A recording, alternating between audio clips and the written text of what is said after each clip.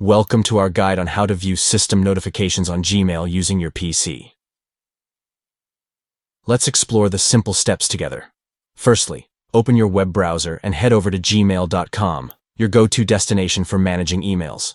Moving on, look towards the top bar of the Gmail interface and locate the gear icon. Give it a click to reveal a drop-down menu with various options. Now, within this menu, select Open All Settings to gain access to the comprehensive settings panel of Gmail. This is where you can fine-tune and personalize your Gmail experience. Navigate to the General section, where you'll find a range of essential settings. Scroll down until you reach the Desktop Notifications option.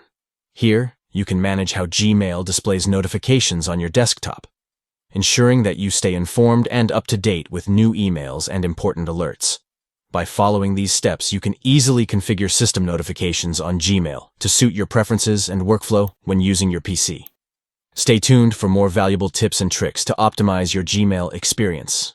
Let's take control of our Gmail notifications and enhance our productivity. Thank you for watching.